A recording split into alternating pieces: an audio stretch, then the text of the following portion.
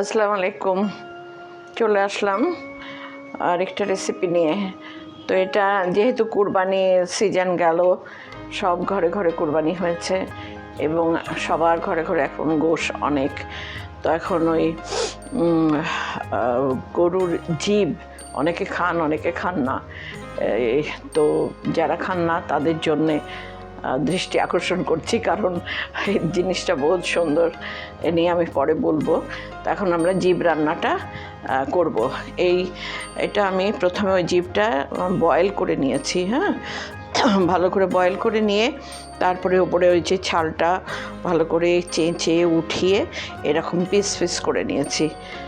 এগুলো টাইম লাগে, তো সেই জন্য আমি আগে থেকে এগুলো করে রেখেছি। আপনারাও এটা করবেন এইভাবে, পিস পিস করে নিয়েছি। তো এখন আমি চড়াবো, চড়ানোটা আপনাদের দেখাবো।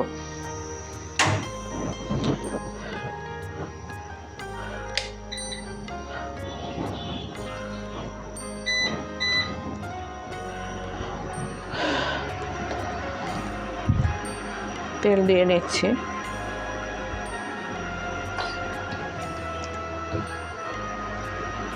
তেলটা একটু গরম হোক।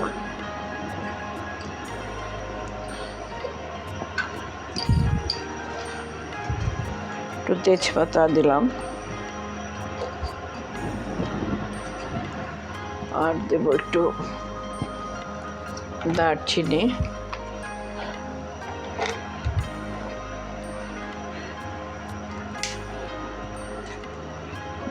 দিলাম একটু,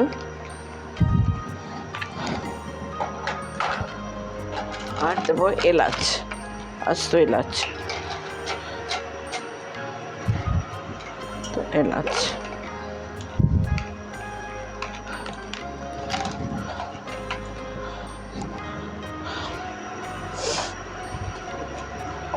একটু গরম হলে তারপর আমরা পেঁয়াজ দেব। কেন এত লাফালাফি? তেল গরম হয়ে গিয়েছে, তো আমি কিছু পেঁয়াজ দিয়ে দিচ্ছি।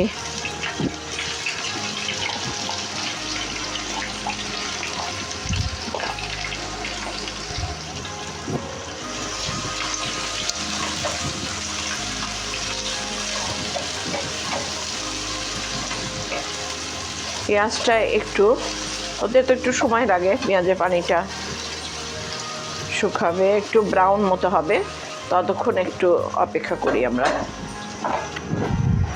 তো একটু ব্রাউন ভাব এসে গিয়েছে, তো সেই জন্য আমরা এবার মশলা দেব।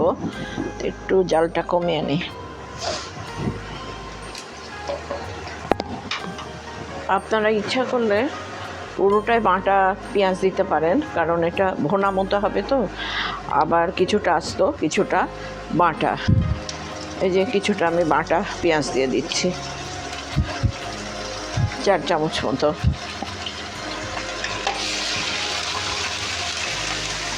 আর পরিমাণ মতো লবণ দেবেন, পরে তো চিখে দেওয়া যাবে।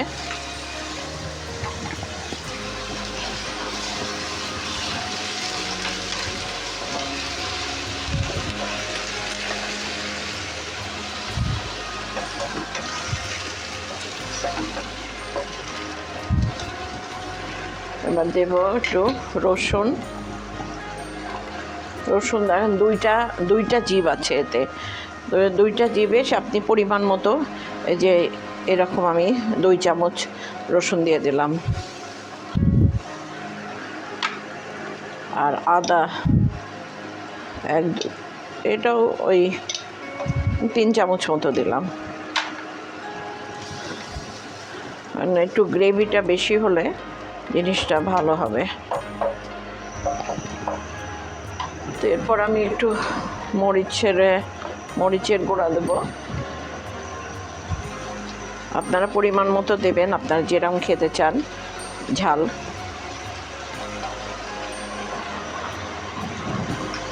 সামান্য একটু হলুদ দেব।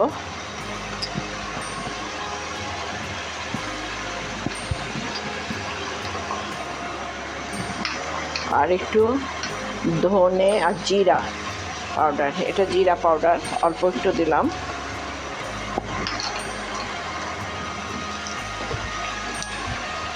এটা ধনে পাউডার, এটাও 1 চামচ পরিমাণ দিলাম। আর সাথে একটু পাপরিকা পাউডার দেব, এই জন্যে যে যারা বেশি ঝাল খায় না কিন্তু রঙটা আসার দরকার, তাদের জন্য পাপরিকা পাউডার মাস্ট।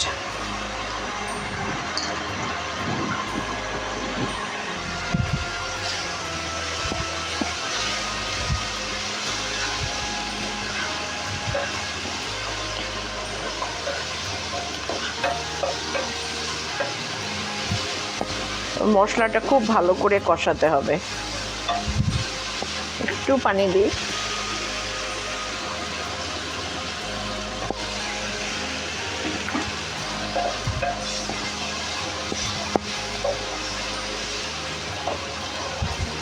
সব সময় মশলার কালার দেখতে হবে যে কালারটা ঠিক মতো আসছে কিনা, যেটা কম মনে হয় সেটা দেবেন।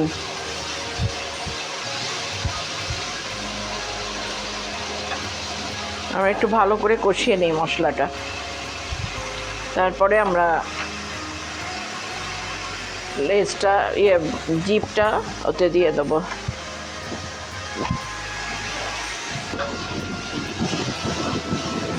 মশলাটা কষানো হয়ে গিয়েছে, দেখছেন কালারটা কি সুন্দর টকটকে। আমরা এবার এগুলো জিপ 2টা দিয়ে দেবো এর মধ্যে।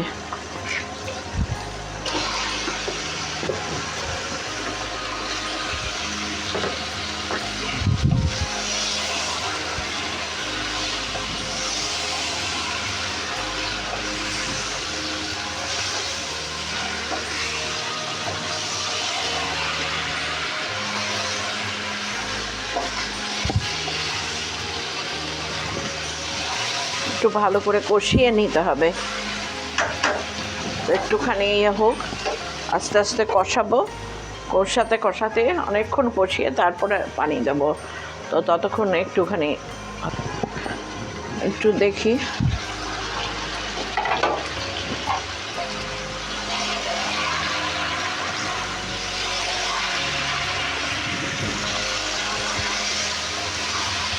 আমার জিম রান্নার কথা শুনে অনেকে বলল যে আমি খাই না, অনেকে বলল যে আমি খাই। তো এটা অবশ্য সবার পছন্দ না, কিন্তু একবার খেলে তখন আবার খেতে ইচ্ছা করবে।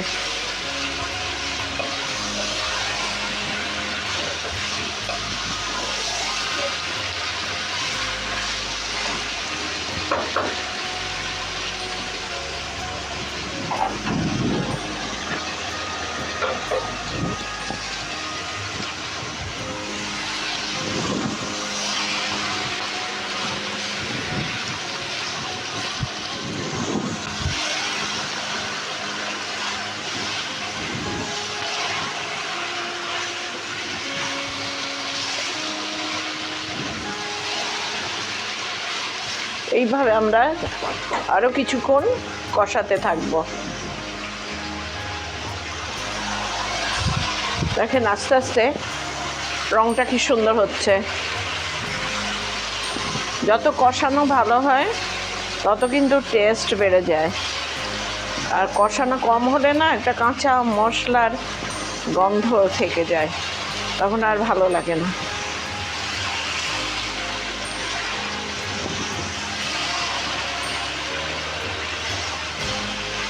কিছু শুকনা মরিচের ডাঁটগুলো ফেলে দিয়ে কয়েকটা শুকনা মরিচ দিয়ে দিলাম।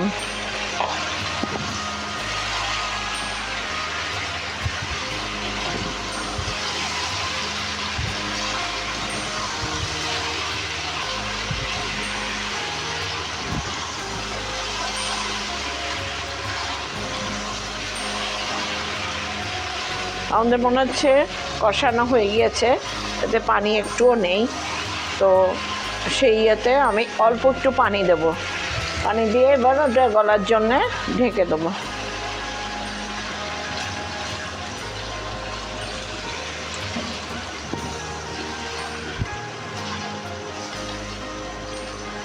ব্যাস, এবার আমি এটা একটু অল্প জাল দিয়ে কিছুক্ষণ ঢেকে রাখবো।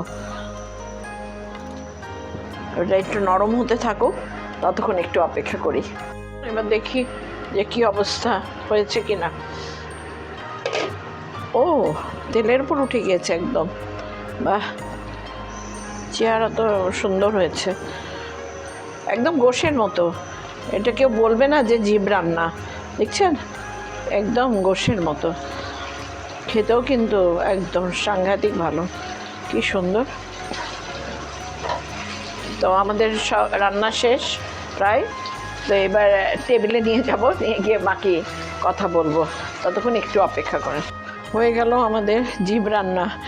তো জিভ রান্না দেখেন কালারটা কত সুন্দর কালার এসছে, আর দেখতে কত মজা লাগছে, একদম মনে হচ্ছে গোশ বোনা। তো এর উপর আপনি ইচ্ছা করলে একটু ভাজা পেঁয়াজ ছড়িয়ে দিতে পারেন, দেখতে ভালো লাগে, খেতেও ভালো লাগবে। তো এর সাথে আমি পরোটাও বানিয়ে রেখেছি, আপনি ইচ্ছা করলে পরোটা দিয়ে খেতে পারেন, পরোটা দিয়ে খেলেও খুব মজা লাগবে। তো আমার কথা হচ্ছে, একটা গরু আমাদের কত কিছু দিচ্ছে, তার মাথাটা পর্যন্ত দিয়ে দিচ্ছে, তার ভুঁড়িটা দিচ্ছে, তার শরীরটা দিচ্ছে, এবং লেজটা পর্যন্ত দিচ্ছে, পা দিচ্ছে, জিভ দিচ্ছে, আর কি বাকি থাকলো, তার শরীরের প্রত্যঙ্গ অঙ্গ সব কিছু দিয়ে দিচ্ছে। তো আমরা তার মধ্যেই হয়তো কিছু খাই, কিছু খাই না, অনেকে অনেক কিছুই পছন্দ করে না। কিন্তু আমি এর আগের দিনে কুঁজ রান্না দেখিয়েছি, কুঁজও অনেকে খেতে চায় না, কিন্তু কুঁজ যারা না খেয়েছে তারা একবার খেয়ে দেখবেন, অবশ্যই ভালো লাগবে। ওটাও একটা গরুর শরীরের একটা অংশ। আর এইটা জিভটা কিন্তু ফ্যাট নেই, কারণ সব সময় একটা গরু সবসময় মুখটা নাড়ে, তো যার ফলে ফ্যাট জমতে পারে না একটা জিভে। তো জিভটা একদম ফ্যাটলেস এবং এত টেস্টি যে না খেয়েছেন, আমার মনে হয় একবার অন্তত টেস্ট করবেন, টেস্ট করলে বারবার খেতে ইচ্ছা করবে। তো আমি আজকে রাঁধলাম অনেক, কি বলবো, অনেক মন দিয়ে, অনেক সুন্দর করে, যাতে যারা খায় না তাদেরও যাতে খাওয়াতে পারি সেই জন্যে। তো সুতরাং আমাদের প্রত্যেকটা জিনিস যে খুব ভালো লাগবে, পছন্দ হবে, ভালোবাসবো এমন কিছু না। অনেক সময় খেতে হয়, প্রত্যেকটা জিনিসই আল্লাহ আমাদের দিয়েছেন শরীরের উপকারের জন্যে। এবং আমার মনে হয় একবার অন্তত ট্রাই করবেন আপনারা, যে এখন ঘরে ঘরে এখন জিভ কারা রেখেছেন কারা রাখেননি জানি না, তবে না রাখলেও অন্তত বাজার থেকে কিনে হলেও একটু রান্না করে খেয়ে দেখবেন যে কেমন লাগে, আমি কথাটা ঠিক বলছি কি না। তো এর সাথে আপনি পরোটা দিয়ে খেতে পারেন, ভাত দিয়ে খেতে পারেন, পোলাও দিয়ে খেতে পারেন, যেটা আপনার মন চায়। তো সুতরাং আমরা এই যে আমি আরেকটা জিনিস তৈরি করে রেখেছি, আম মাখিয়ে রেখেছি। আমরা কতভাবে খাই, কত সুন্দর করে খাই, এটাও একটা মজাদার জিনিস। কিন্তু আপনি কাঁচামরিচ কেটে দেবেন, আর এর মধ্যে একটু খেজুরের গুড় দেবেন, গুড় আর এক চিমটি লবণ, হ্যাঁ। তো এইটা মাখিয়ে খেয়ে দেখবেন, এটাও কিন্তু অনেক মজা। যারা আম খেতে চায় না তাদের জন্যও এটা অনেক মজাদার জিনিস একটা।